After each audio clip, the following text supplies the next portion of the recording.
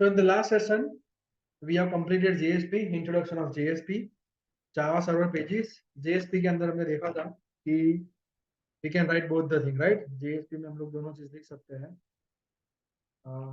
Java code भी और HTML code भी। परफेक्ट। तो थोड़ा क्वेश्चन आंसर कर लेते हैं दोस्तों। जावा लॉजिक लिखने के लिए JSP पर हमारे पास क्या है? To write Java logic in JSP, what we need to use. हम लोग क्या यूज करते हैं दोस्तों? इसको क्या करते हैं? चैट का यूज कर सकते हैं दोस्तों। अगर JSP में जावा लॉजिक लिखना है तो कैसे लिखेंगे? स्क्रिप्टलेट में। Scriptlet. Using Scriptlet, we can write the logic. If you want to print some variable on a JSP, then which notation you need to use? उसके लिए मैं क्या यूज करना है दोस्तों? Expression. Perfect. Good. Very good. ये perfect. तो last lecture में हमने इनपुट डेटा डॉट JSP बनाया था और उसके अंदर कुछ डेटा डाल के सबमिट करा था। वो डेटा सर्वलेट पे गया था। Data servlet will read the information and हमने खाली नेविगेशन किया था, राइट?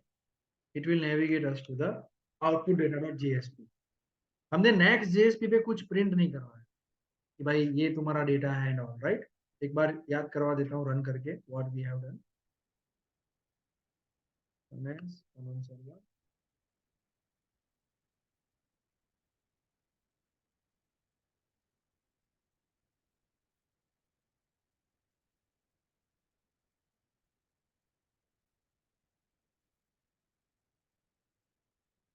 गया इनपुट डेटा डॉट JSP। इसमें अपने को इनपुट डालना था कुछ एंड सबमिट। जैसे ही सबमिट करेंगे आपका रिक्वेस्ट कहाँ जाएगा? सर्वलेट पे। सर्वलेट में हमने खाली डेटा रीड किया था और फिर सर्वलेट पर से हम लोग चले गए थे नेक्स्ट JSP पर, जो अभी हमारा प्योर MVC है, राइट? कि यूजर जब भी आएगा तो रिक्वेस्ट करने के लिए एक JSP पेज होगा। जैसे उसकी रिक्वेस्ट सबमिट होगी वो सर्वर पर जाएगी। सर्वर पर हमारे पास एक सर्वलेट होगा और सर्वलेट रिस्पॉन्स देगा, और वो जो रिस्पॉन्स देगा वो किसकी मदद से देगा? अगेन JSP की मदद से। यानी अब हम लोग दोस्तों एक प्रोसेस के लिए तीन चीज यूज कर रहे हैं, राइट? सबसे पहले JSP, जिसमें से हम यूजर से क्या लेने वाले हैं? इनपुट। इनपुट लेने के बाद यूजर क्या कॉल करेगा? सर्वलेट, जिसमें हम लोग प्रोसेस करेंगे, जिसमें हम लोग लॉजिक लिखेंगे, राइट? उसके बाद हम लोग उसको रिस्पॉन्स देंगे। रिस्पॉन्स के लिए रिस्पॉन्स या फिर उसको हम लोग आउटपुट देंगे और उसके लिए भी हम लोग क्या बनाएंगे? JSP। This is the correct way of implementation. ऐसा किसने बोला? एक डिजाइन पैटर्न ने, जो हम लोग डेवलपमेंट में यूज करते हैं, जिसका नाम है MVC डिजाइन पैटर्न। इसके बारे में डिस्कस करेंगे लेटर ऑन इन दैट, पर अभी के लिए इतना है। तो इनपुट डेटा में आपने डाला, सबमिट करने पर वो सर्वलेट पर गया। सर्वलेट पर आपने रिडायरेक्ट करने के लिए, नेविगेट करने के लिए रिक्वेस्ट डिस्पैचर का ऑब्जेक्ट बनाया। उसके अंदर आपने पास किया वेयर टू गो, तो आपने बताया I have to go to output data dot JSP, और आपने वहां से फॉरवर्ड मेथड यूज करा जो एक्चुअल में तुम्हें नेविगेट करेगा। अगर ये नहीं लिखोगे तो वो सर्वलेट पर ही रुका रहेगा, right? So you must have to right.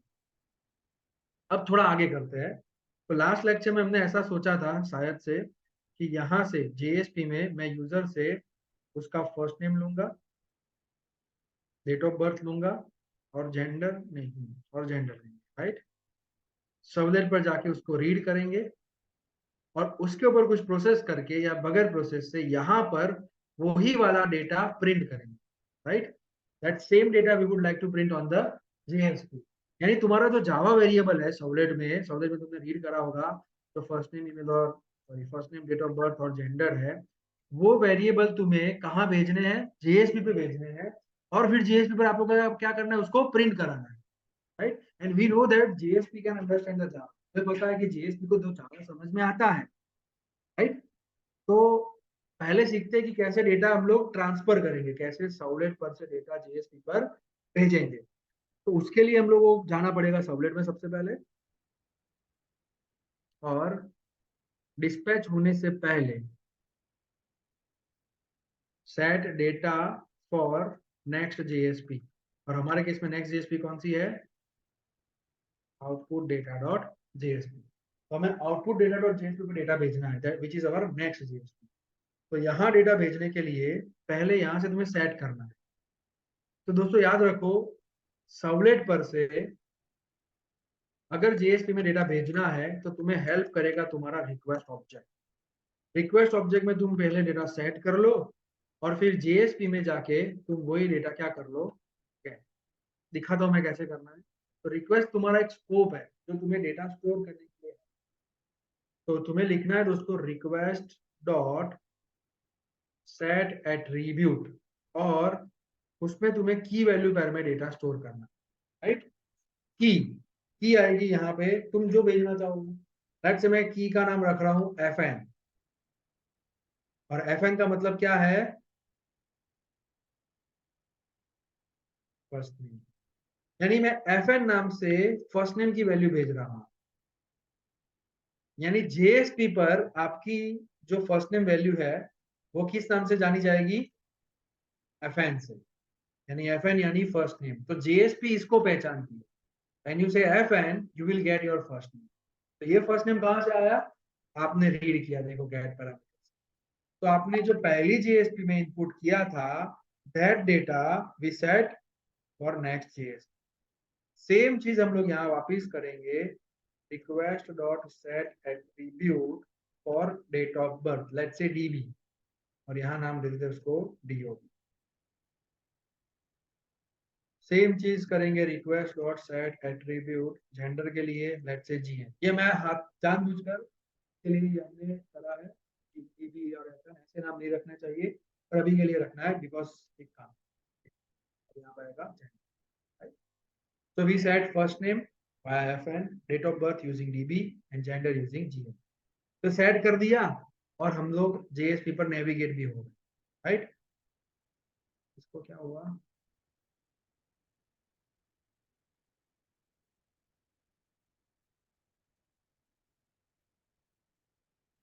ऐसे ही जा रहा है।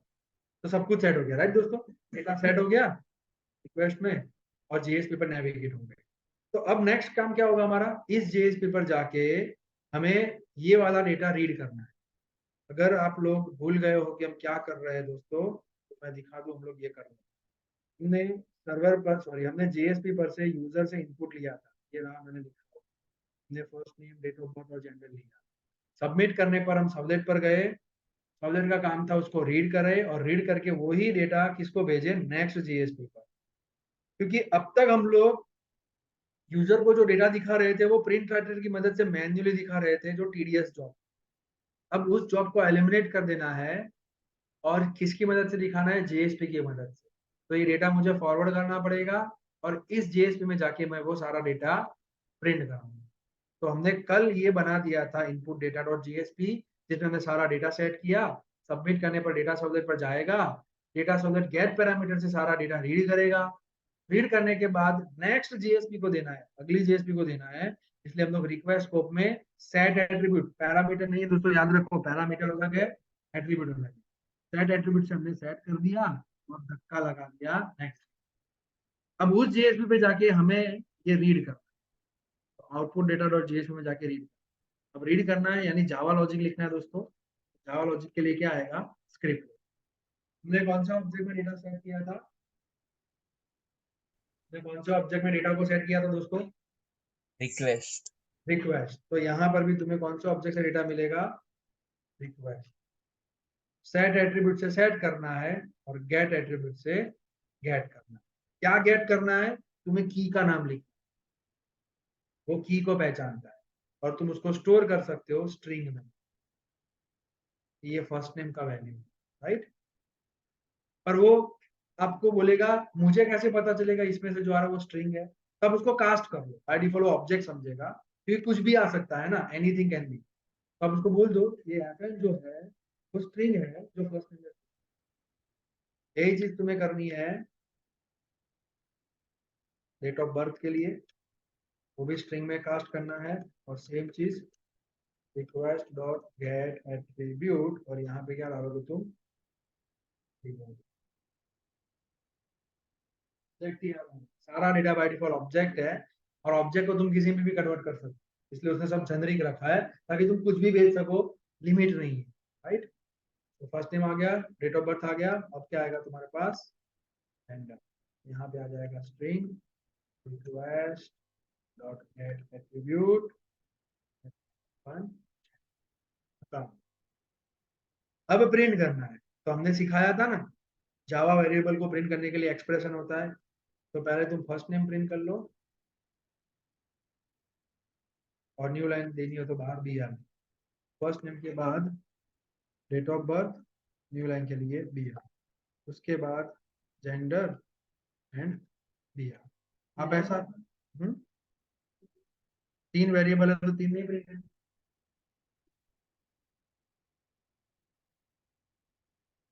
और एक एक्सप्रेशन डालो तो एक लाइन ऐसे डाल देंगे, राइट।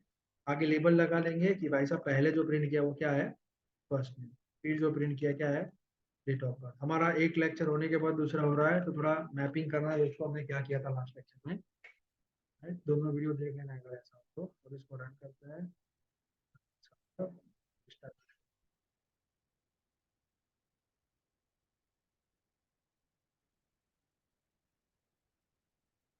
ठीक है, अब अपन सेट करेंगे दोस्तों, let's say first name, first name में डालते हैं अपन जैक, डेट ऑफ बर्थ में डालते हैं लेट्स से 12/12/1998, मेल, सबमिट।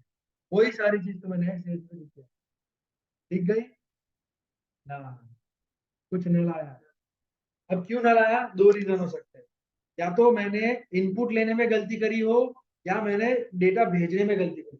चले चले देखते हैं मैंने कहा मिस्टेक करी। तो सबसे पहले मेरा डेटा इनपुट जेएसपी में से आ रहा था, राइट, और डेटा सर्वर में मैं प्रिंट करा रहा था। तो मैं चेक करना चाहता हूँ क्या ये डेटा सही है कि नहीं, तो यहाँ पर अपन सीस आउट कर सकते हैं ना, क्या सर्वलेट में डेटा सही से आया है। तो पहले अपन प्रिंट करा लेते हैं फर्स्ट नेम, फिर प्रिंट करा लेते हैं डेट ऑफ बर्थ, फिर प्रिंट करा लेते हैं जेंडर। अब देखते हैं कि सर्वलेट पे सही से आ रहा है कि नहीं। इसको बंद कर लेते हैं,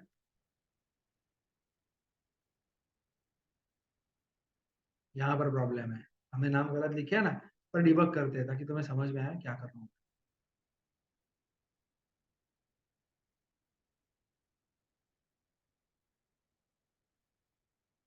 अब सबमिट करता है, राइट।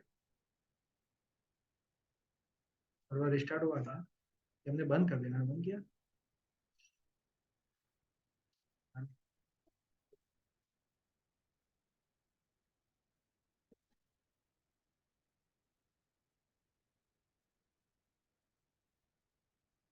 Reject, submit. अब देखो कंसोल पे यहाँ पे सही आ रहा है ना, दैट मीन्स गेट पैरामीटर तो सही चल रहा है तुम्हारा, राइट। तो हमने सेट और गेट करने में यहाँ दिक्कत करी होगी, तो करी है, देखो यहाँ मैंने नाम क्या रखा है, FNDVGN, और वहां मैंने मांगा कैसे है आउटपुट में, FN, फिर क्या लिखना है दोस्तों, DV और GN।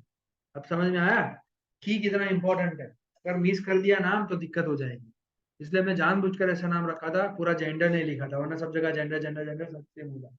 अब आपको कंसेप्ट क्लियर होगा कि जो चीज तुम सेट एट्रीब्यूट में लिखते हो पहली वाली, that is your key which is the identity by which you can access the data from the request object.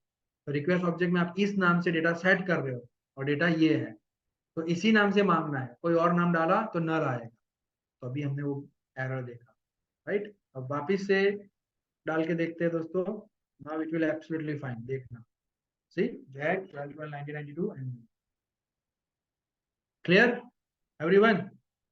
Hello sir. Yes बोलो। जब हमें आउटपुट डेटा में ही